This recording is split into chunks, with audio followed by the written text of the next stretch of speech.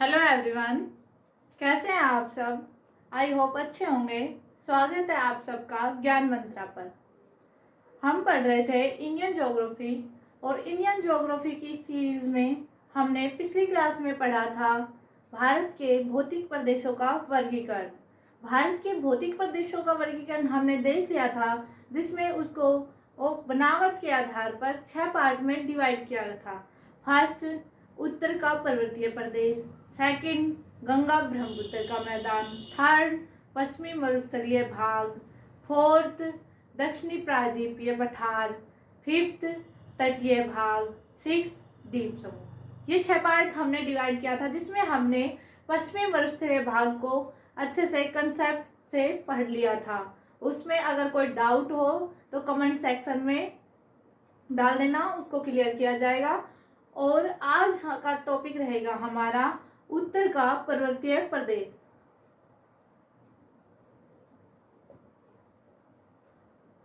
उत्तर का पर्वतीय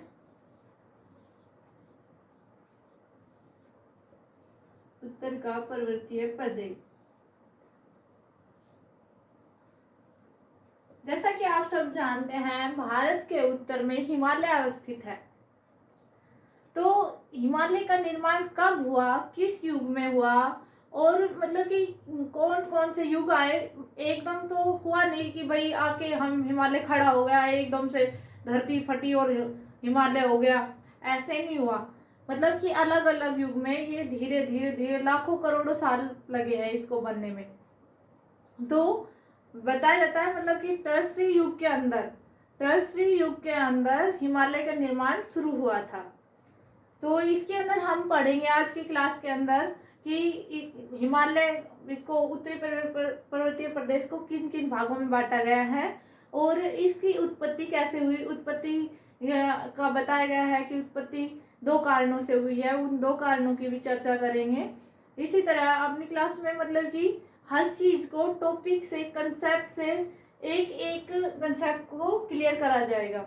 तो आप देखते रहिए ज्ञान मंत्रा को, और अगर आपको वीडियो अच्छी लगे तो सब्सक्राइब कीजिए, वरना कोई फोर्स नहीं है, अच्छी लगे तो ही सब्सक्राइब करना।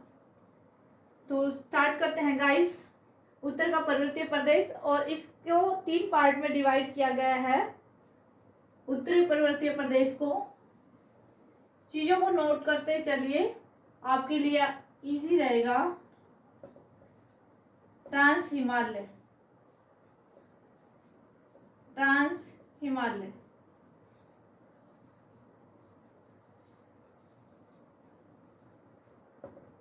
हिमालय,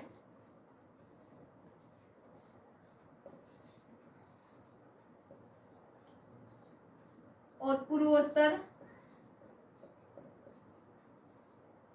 पहाड़ियां।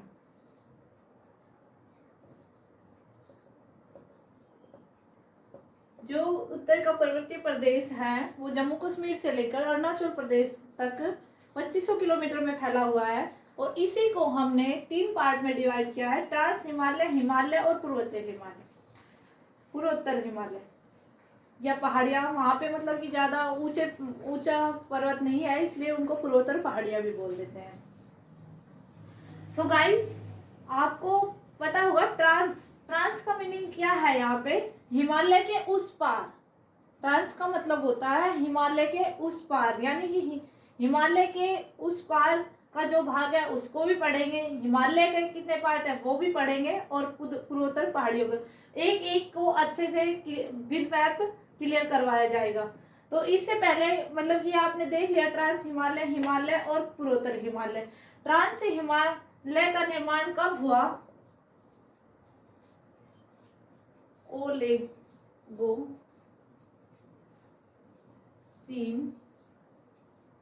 ओलेगोसीन युग में, और हिमालय का मायोसीन।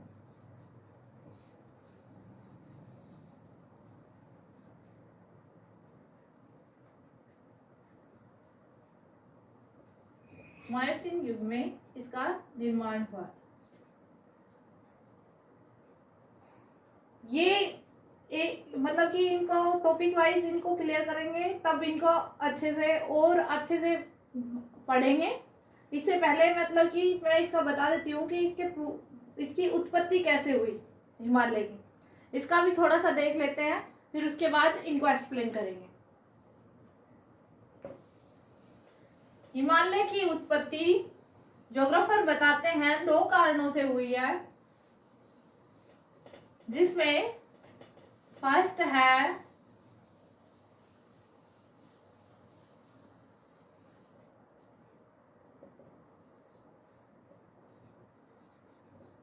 हिमालय की उत्पत्ति। हिमालय की उत्पत्ति 2 कारणों से हुई है। फर्स्ट है इंडो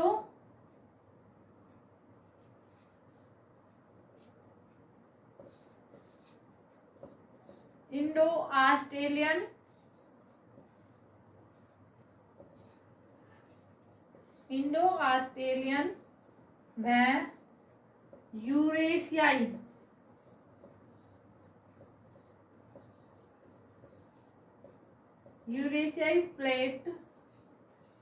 प्लेटों के टकराने से।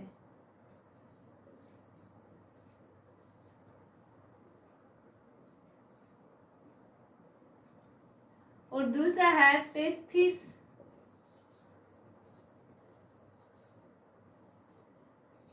सागर के निक्षेप के कारण।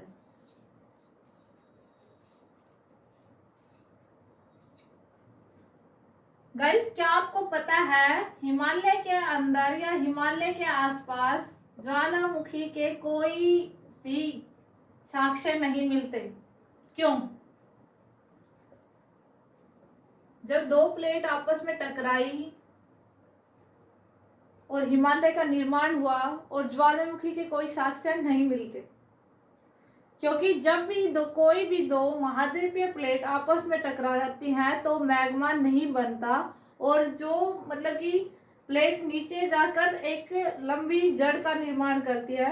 मैग्मा कब बनता है? जब कोई महासागरीय प्लेट और महाद्वीपीय प्लेट या महासागरीय प्लेट आपस में टकराती है तो ज्वालामुखी फटते हैं।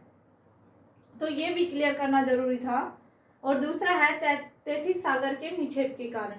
तेथिस सागर कहाँ था, इसकी क्या लोकेशन थी, इसके बारे में भी थोड़ा देख लेते हैं, फिर उसके बाद और इनको पार्ट वाइज इनको एक्सप्लेन करेंगे।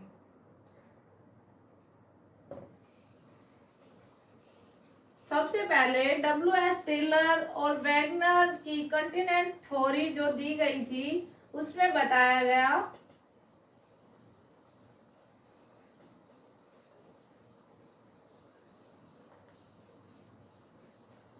W.S. टेलर और वैगनर ने एक कॉन्टिनेंट थ्योरी दी थी, जिसके अंदर बताया गया कि जो अब ये 7 कॉन्टिनेंट हैं ये हमेशा से ऐसे नहीं थे। पहले मतलब कि ये सारे मर्ज थे, जुड़े हुए थे, और जिसमें एक पूरा भाग था जिसको पैंजिया बोलते थे, और जो पूरा महासागर था उसको पैंथालसा बोलते थे। पैंजिया और पैंथालसा, पैंजिया ने स्टार्टिंग में जब टूटना शुरू किया तो उसके उत्तरी भाग को लोरेशिया और दक्षिणी भाग को गोंडवाना लैंड कहा गया, और गोंडवाना लैंड भी फिर बाद में धीरे धीरे टूटना शुरू किया। तो उसमें से जो हमारा भारत आपको आज के टाइम में देखने को मिलता है वो कभी नीचे साउथ अफ्रीका का हिस्सा हुआ करता था, और उससे टूटकर जैसे जैसे ये इंडो ऑस्ट्रेलियन प्लेट उत्तर की तरफ और यूरेशियाई प्लेट दक्षिण की तरफ जब आ रही थी, तब इन दोनों प्लेटों के मिलने की वजह से एक बीच में एक तेथिस सागर था, और तेथिस सागर में जो भी नदियां नदियों के अवसाद के कारण तेथिस सागर में वलन पड़ा, और उस वलन से हिमालय पर्वत का निर्माण हुआ है। इसको थोड़ा सा मैप से बता देने की कोशिश करूंगी, शायद कुछ समझ आए। अगर कोई डाउट हो तो फिर मतलब कि कमेंट सेक्शन में डाल देना, वो मैं उस चीज़ को और अच्छे से एक्सप्लेन करने की कोशिश करूंगी, क्योंकि अभी अगर मैं उसको अच्छे से क्लियर करने लग गई तो फिर हम टॉपिक से भटक जाएंगे। मैं थोड़ा सा बताती हूँ। ये जो हमारी अर्थ थी उसमें ये पूरा एक कॉन्टिनेंट था जिसको वैगनर ने पेंजिया नाम दिया,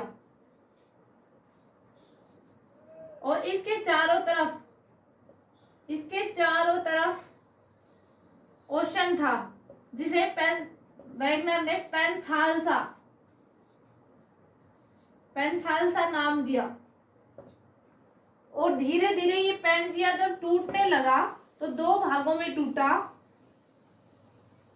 उत्तर में ये लोरेशिया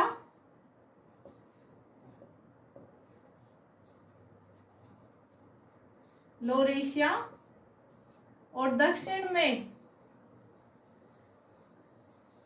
गोंडवाना लैंड कहलाया।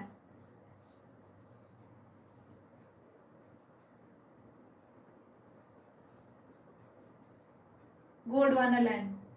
और जब ये गोंडवाना लैंड में से टुकड़े हुए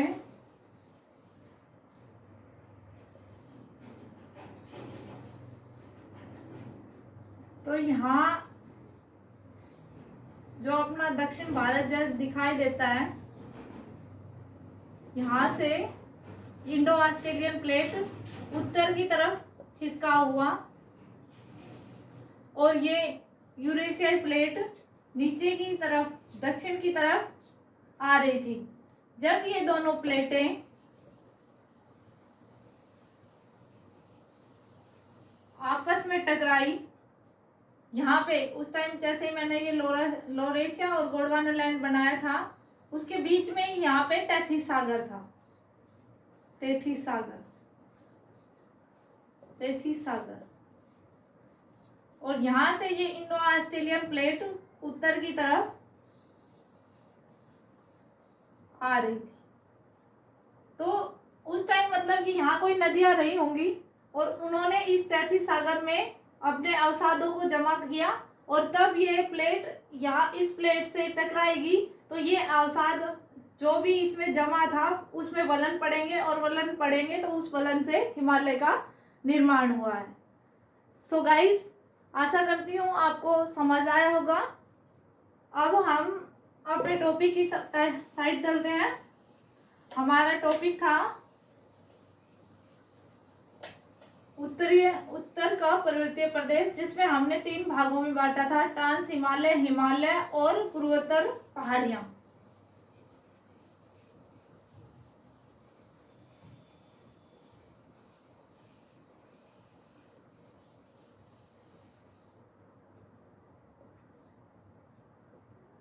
अब बात कर लेते हैं हम ट्रांस हिमालय की। ट्रांस हिमालय की जो श्रेणियां हैं, ट्रांस हिमालय में कौन कौन सी श्रेणियां हैं?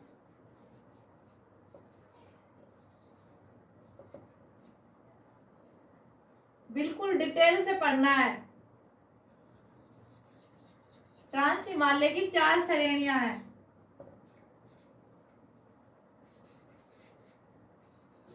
कराकोरम,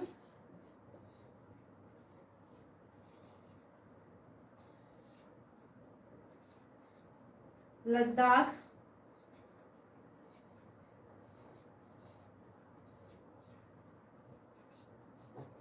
जास्कर,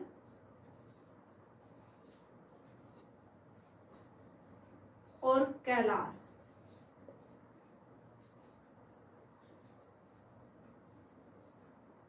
कराकोरम, लद्दाख, जास्कर और कैलाश।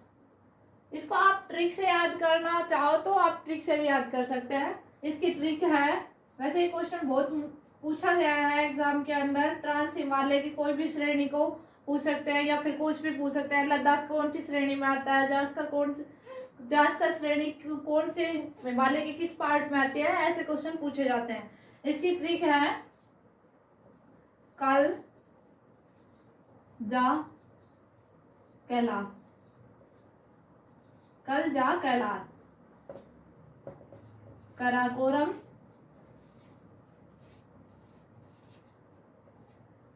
लद्दाख,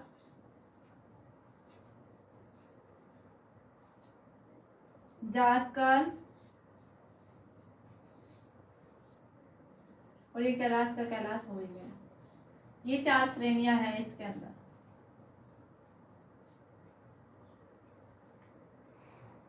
जनरल नॉलेज के पॉइंट ऑफ व्यू से आप के लिए मतलब ये एक क्वेश्चन है कि सिंधु नदी कौन सी 2 श्रेणियों के बीच से गुजरती है। सिंधु नदी कौन सी 2 श्रेणियों के बीच से गुजरती है, तो आपका आंसर रहेगा लद्दाख और जास्कर के मध्य से गुजरती है सिंधु नदी। अब इसको इन श्रेणियों को थोड़ा सा अपने इंडिया के अंदर ही कहाँ सिचुएटेड है इसको थोड़ा सा देख लेते हैं। उसके बाद आपको ये अच्छे से ये ट्रांस हिमालय का क्लियर हो जाएगा टॉपिक। फिर उसके बाद देखेंगे हम हिमालय।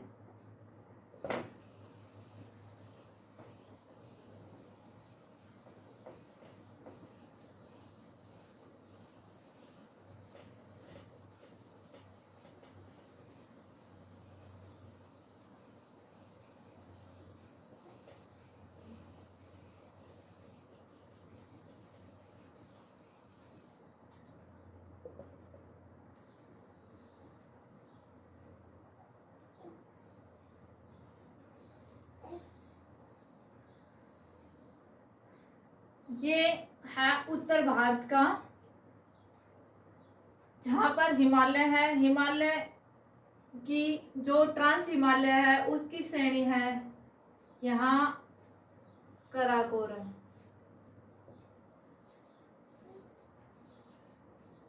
कराकोरम जिसमें सबसे ऊंची चोटी, जो भारत की सबसे ऊंची चोटी कहते हैं, जो कि अब पीओके के अंदर है, ये है K2। K2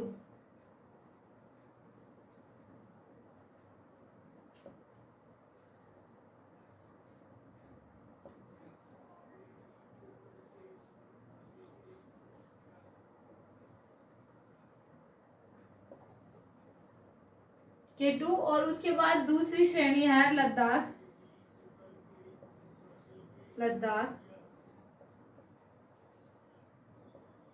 थर्ड है जास्कर और फोर्थ है कैलाश, जो इंडिया के अंदर नहीं है। कैलाश